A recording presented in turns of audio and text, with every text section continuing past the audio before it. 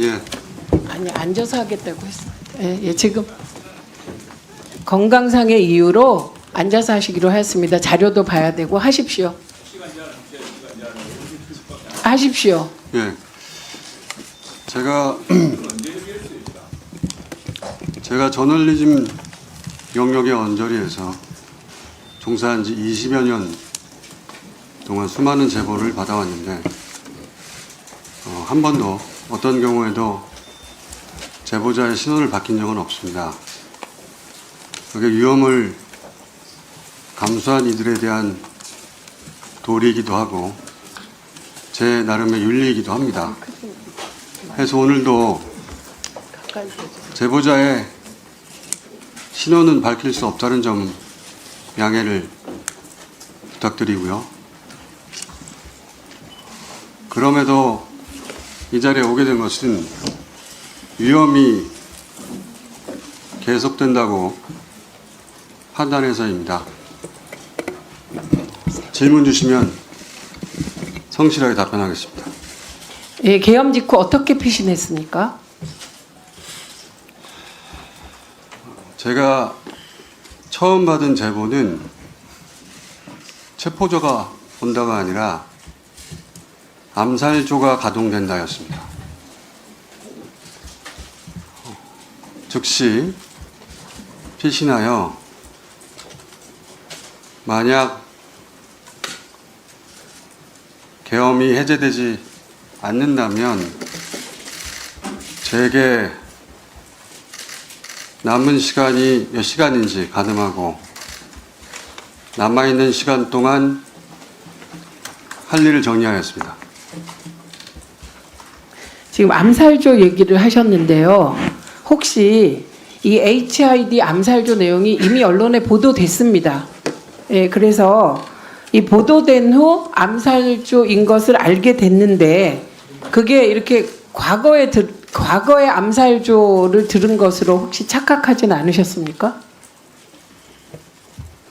그런 의혹 제기가 가능할 수 있겠는데요. 암살조 이야기가 언론에 처음 등장한 것은 지난 월요일 MBC 라디오 방송에서 김병주 의원의 인터뷰를 통해서였습니다. 제가 그 인터뷰를 듣고 나중에 지어낸 이야기가 아니라는 근거는 오늘 어쩔 수 없어 처음 밝힙니다만 김병주 의원에게 암살조 제보를 한 사람이 접니다. 네. 김병주 의원에게 제가 처음 들은 것이 아니라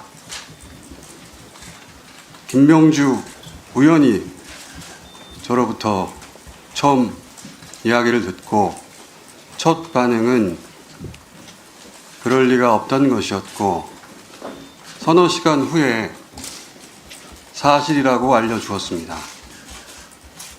이 내용은 김병주 의원에게 문의하시면 크로스 체크가 금방 될 거라고 생각합니다. 이 정도면 근거가 될 거라고 생각합니다. 예, 암살조 외에 또 제보를 받은 것이 있습니까?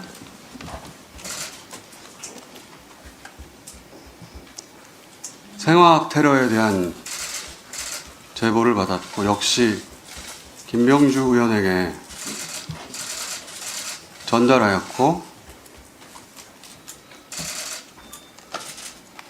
그 공개 여부는 김병주 의원이 판단할 것으로 알고 있습니다. 그리고 암살 관련하여 이것은 중요한 내용이라 제가 메모를 좀 확인하겠습니다. 네.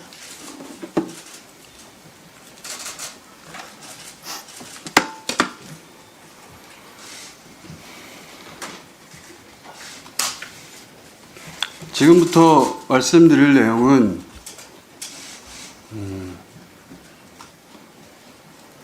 그 사실관계 전부를 다 확인한 것은 아니라고 전제하고 말씀드립니다.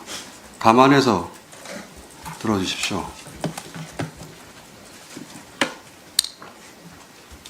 1. 체포되어 이송되는 한동훈을 사살한다.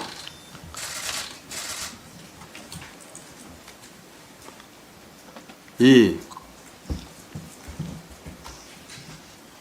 조국, 양정철, 김어준 체포되어 호송되는 부대를 습격하여 구출하는 신용을 하다 도주한다. 3. 특정 장소에 북한 군복을 매립한다. 4. 일정 시점 후에 군복을 발견하고 북한의 소행으로 발표한다.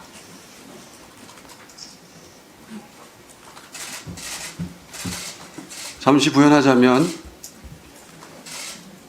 한동훈 대표의 사살은 북한의 소행으로 몰기 용이한 여당 대표이고 조국, 양정철, 김어준의 구출 작전의 목적은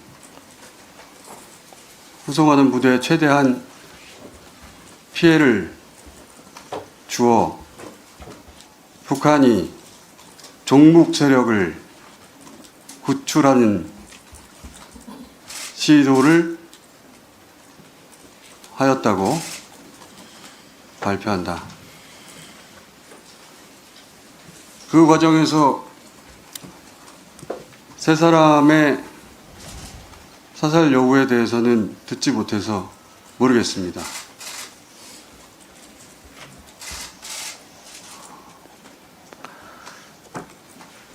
그 외에 더 있습니다. 네.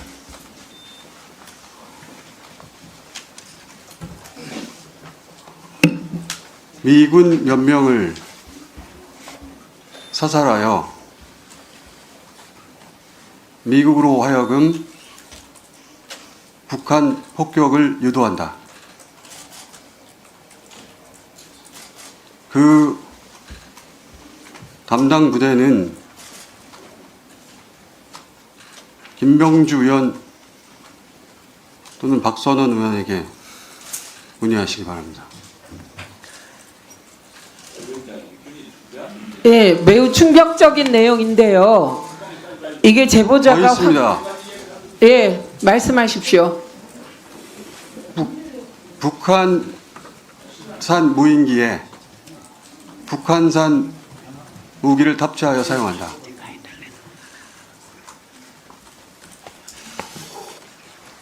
이 정도 하겠습니다. 예, 여전히 위험이 계속된다고 말하셨는데 그건 어떤 의미인가요? 우선 이 이야기가 워낙 황당한 소설 같은 이야기라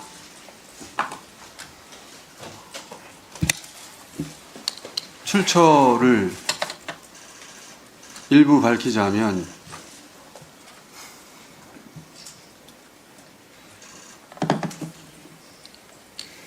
국내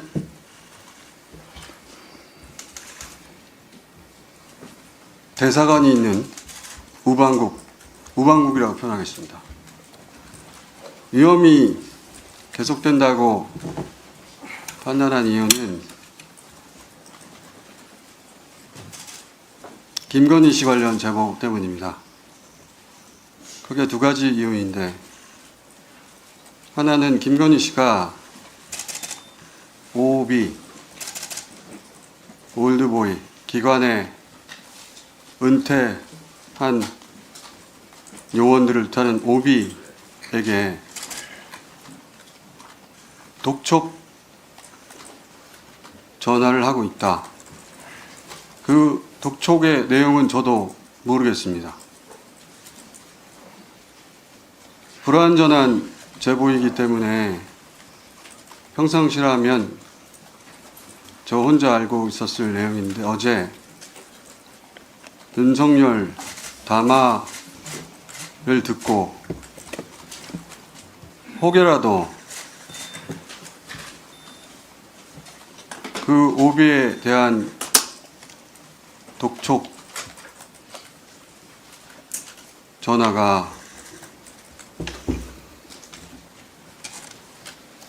사회질서 교란과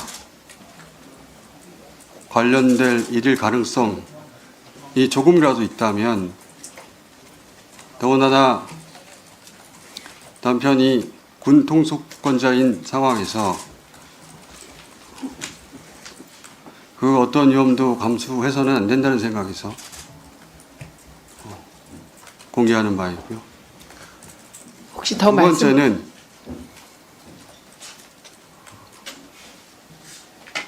역시 평상시라면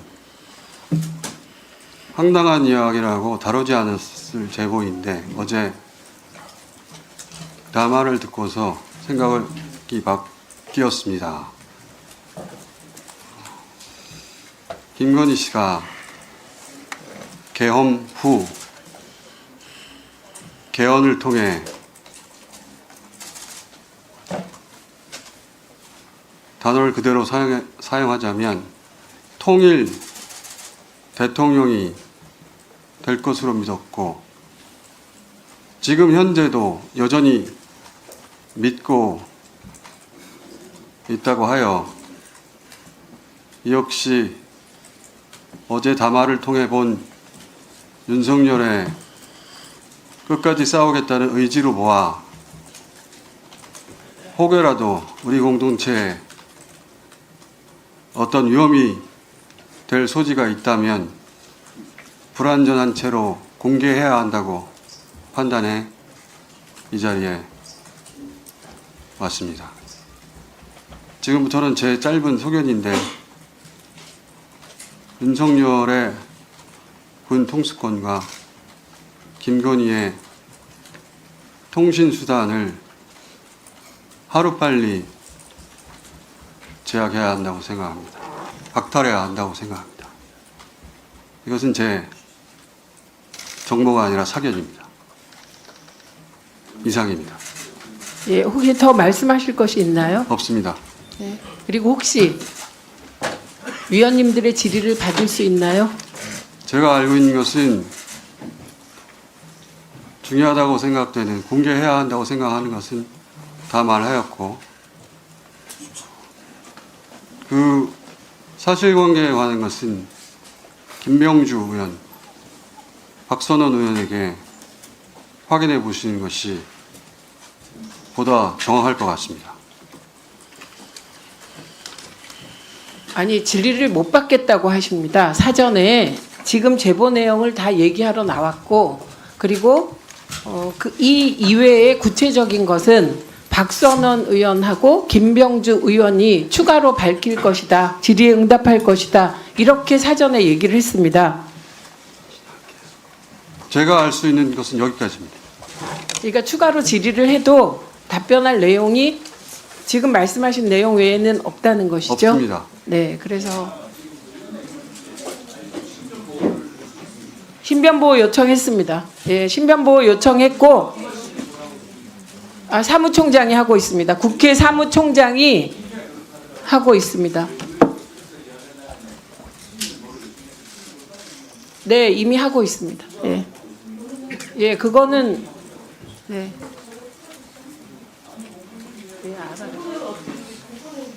지금 김어준 참고인의 경우는 공권력에 의해서 체포될 뻔한 상황이었습니다. 그렇기 때문에 신변 보호도 본인이 지금 하고 있는데, 혹시 김어준 참고인이 공식적인 신변 보호 요청을 하실 생각이 있으십니까? 제가 알아서 하겠습니다. 네.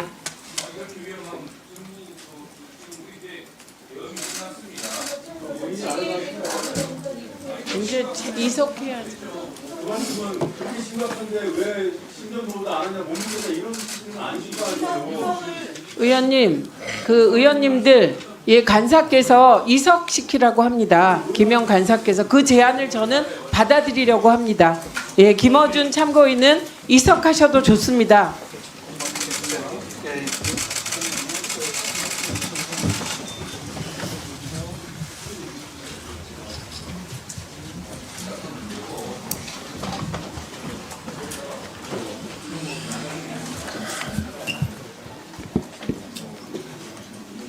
조인철 위원님 질의하십시오. 예, 광주 서구갑 조인철입니다. 12월 3일